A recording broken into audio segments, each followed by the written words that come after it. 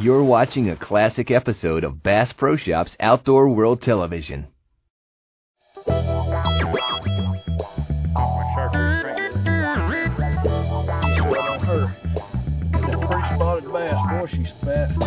Crankbaits, one of the most productive weapons in an angler's arsenal, if you know how to use them. That's what ripping it out of the grass did for you right there. The correct retrieve can turn lock-jawed bass into guided missiles. There he is. And like most lures, crankbaits come in a wide variety of shapes, sizes, and colors. So how do you determine which crankbait will work on a given day? Stacey King, Rick Clunn, and Kevin VanDam may have the answers to your crankbait questions. Let's start with Stacey King on Table Rock Lake in Missouri. It's springtime, and the bass are beginning to move up into shallower water. Man, I mean, that thing really hit it hard. No wonder it's smallmouth. Boy, those things are mean. I throw that bait out there, try to make a good long cast, and then I'm just steady retrieve, just medium speed. I'm not trying to burn it. It seems like with this water cool, like I said, that just that medium retrieve's good. That bait will get down and start ticking those rocks, and that's when the bass will hit it. Man, there he is.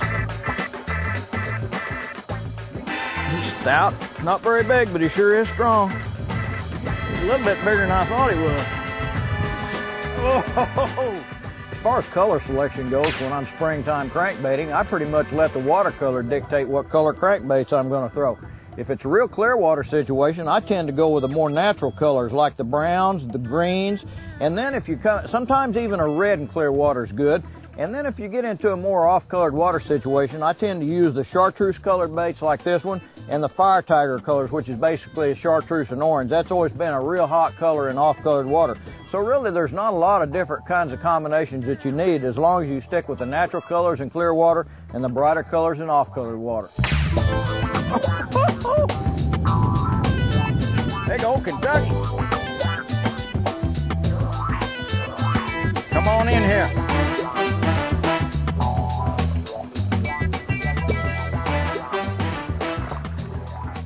Feels like a pretty good fish right there. It's coming up. I mean, that thing does not want to quit fighting. I'm not going to try to lift her in on this light line. I'll tell you, as fat as she is, I want to get hooked my fingers. Look at the size of that thing. Yeah. Man, did he hit it hard. Man, that feels like a good fish. I'm using a 7-foot cranking stick here, and it's a fairly limber rod. It's got a good stiff butt section, but it's got a quick tip up there. It's a glass graphite combination rod, so it's not real sensitive, not like your typical graphite rod. That gives that bass a little time to inhale that lure and get it in his mouth real good before I set the hook in him. And then I've got a lot of leverage to fight the fish with, and I've got a lot of leverage to make a long cast. There's a big old spot. I mean a big one. Man. Be still. I'm telling you, that is a big spot. Look at that. Look at the way she took that bait.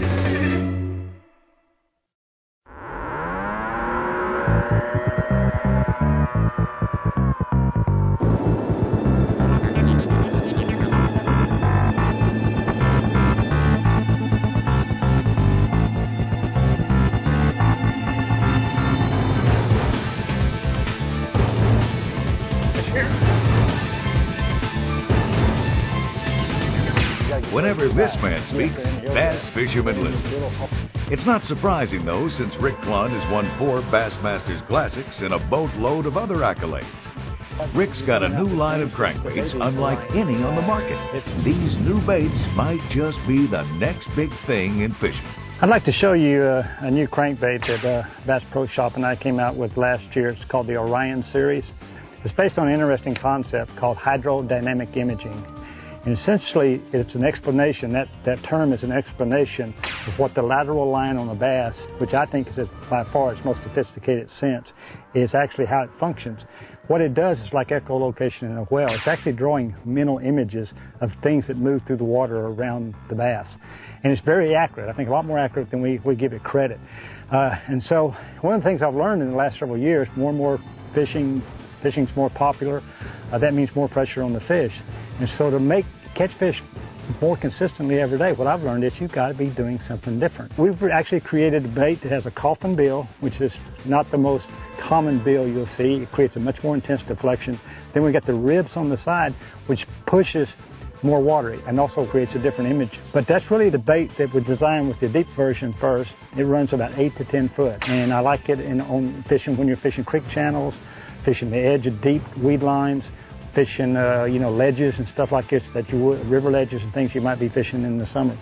The next version we came out with was the same size but with the small coffin bill, and it's simply a shallow version. There's certain types of water during the year that we fish, like tidal waters, old river lakes that have a lot of shallow sloughs, off-color water, where fish are resident year-round. I don't care what time of the year it is, you're going to catch them shallow. And that's really what this bait is designed for. It's designed for that shallow water, off-color water type of fishing.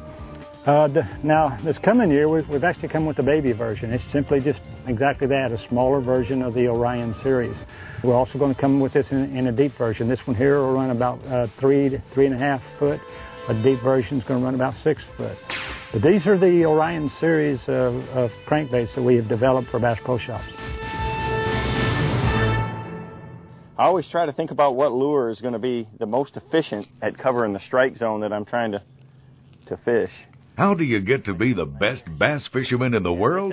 There's one. By being good. And Kevin VanDam is as good gets. He's well known for his prowess with a spinnerbait, but Kevin is dangerous with any bait tied to his line. We join VanDam on the California Delta, a perfect balance of water and bass-attracting cover, and a prime spot to demonstrate the effectiveness of crankbaits. Tell you, when you're cranking, it's so important to have a bait on the end of your rod that just runs deep enough to come in contact with the cover. If you're using a bait that dives too deep, you're really dredging the bottom, you lose a lot of the crankbait's wiggle. You take this little bait right here, and if I put it on 10-pound line, it runs about 7 feet deep. So if I'm throwing this in about 6 foot of water and it's hitting the bottom, it's just really wiggling and kicking. It has a lot of action and will trigger a lot of strikes. If I had a bigger bait on in that same depth of water that runs, say, 12 or 14 foot, it just kind of slides and skids along the bottom. Crankbaits have their best action when they're hitting the bottom almost at their maximum depth.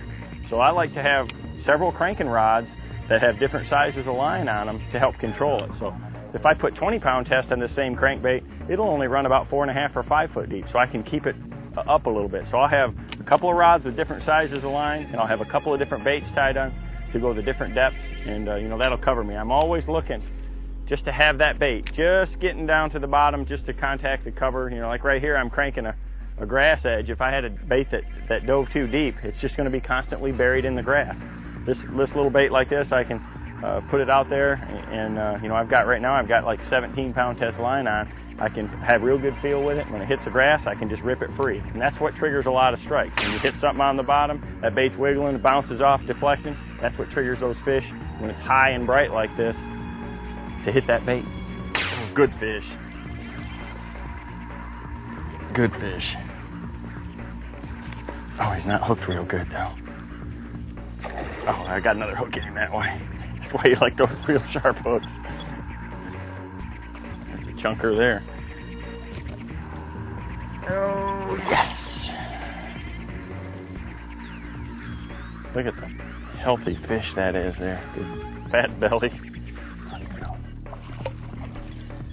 Now I switched to a Series 5, and this one here it's a chartreuse one, but what I like to do is I use some of that Spike It spray, dye spray that's used for worms, and I'll spray them with me. I like to carry 3 or 4 colors of that spray along with me, and if I don't have the exact right color crankbait, or I want to try something a little bit different, I'll spray some chartreuse on it, or spray some orange or blue. It comes in a bunch of different colors, but to try to match these crawdad patterns, I like using the red and the orange like that. You can see this chartreuse bait turns into a real nice shiny orange, and it works real well. I love it for a crawdad pattern type lake.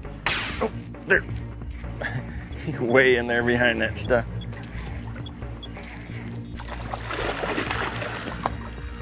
That's a chunky bass there too. Pretty.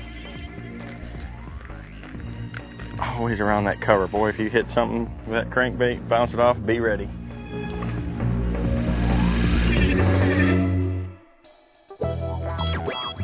When it comes to covering water and triggering bites, it's hard to beat a crankbait.